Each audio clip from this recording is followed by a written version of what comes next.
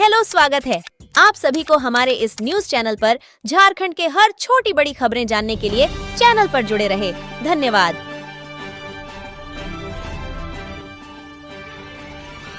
जमीन घोटाला केस में हेमंत सोरेन से ईडी की पूछताछ। सीएम हाउस में बंद कमरे में सवाल जवाब, भावुक हुए विधायक इरफान। जेएमएम का प्रदर्शन जारी।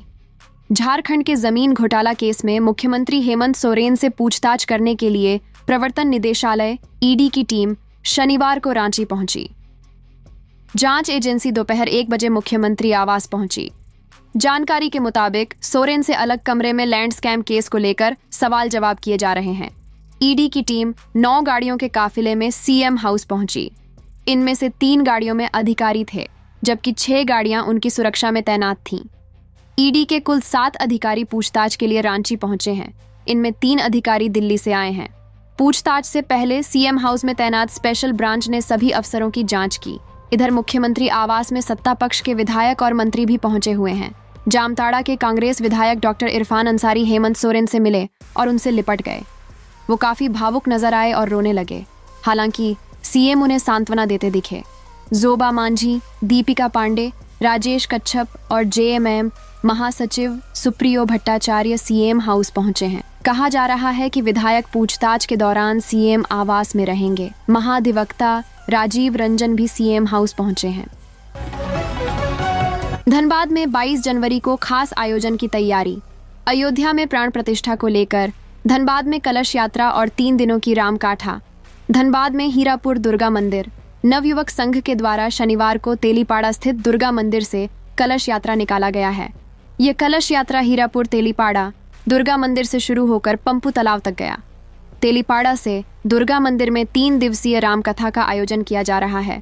इसके पहले दिन भक्तों के द्वारा कलश यात्रा निकाला गया है। इस कलश यात्रा में सैकड़ों की संख्या में श्रद्धालु शामिल हुए हैं।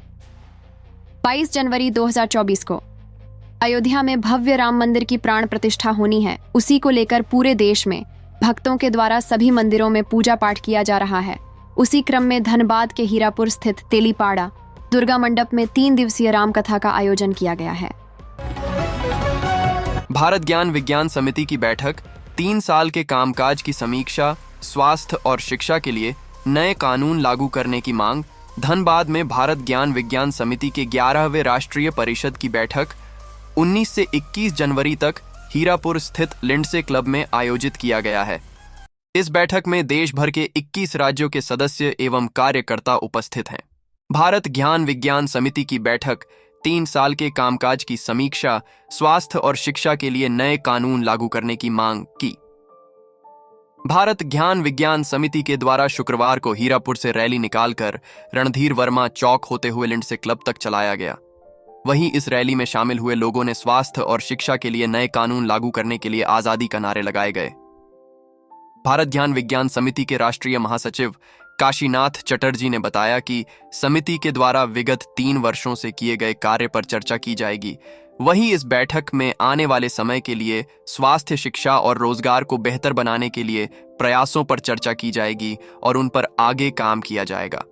वहीं उन्होंने कहा कि स्वस्थ शिक्षा कम से कम पैसे में लोगों को मुहैया हो। शिक्षा कानून का उल्लंघन हो रहा है, बड़े पैमाने पर स्कूल बंद किया जा रहे हैं। वहीं उन्होंने कहा कि वह चाहते हैं कि सरकारी स्कूल खुले रहे और बड़े पैमाने पर शिक्षकों की नियुक्ति की जाए और सभी बच्चे पढ़े लिखे। इसके साथ ही सभी लोगों तक सार्वजनिक स्वास्थ्य पहुंचे और कम से कम पैसे में जरूरतमंद लोगों का इलाज हो। अपराधी पकड़ने के दौरान हादसा, नदी में गिरा पुलिस अधिकारी। पुलिस ने पडेडीह बेजराबाद बराकर नदी घाट पर न डूबा, तलाश है जारी। धनबाद साइबर पुलिस का एक पुलिसकर्मी संदीप कुमार मंडल साइबर अपराधी को नदी में डूब गया है, जिसकी तलाश पुलिस द्वारा कई घंटों से किया जा रहा है, लेकिन पुलिसकर्मी को ढूंढने में पुलिस सफल नहीं हो पाई है। टुंडी थाना अंतर्गत सोनाद में धनबाद साइबर टीम ने साइबर अपराधी को पकड़ने के लिए छापा मारा था। इसी दौरान एक साइबर अपराधी भागने के क्रम में पांडेडीह बेजराबाद बराकर नदी घाट में घुसकर भागने लगा।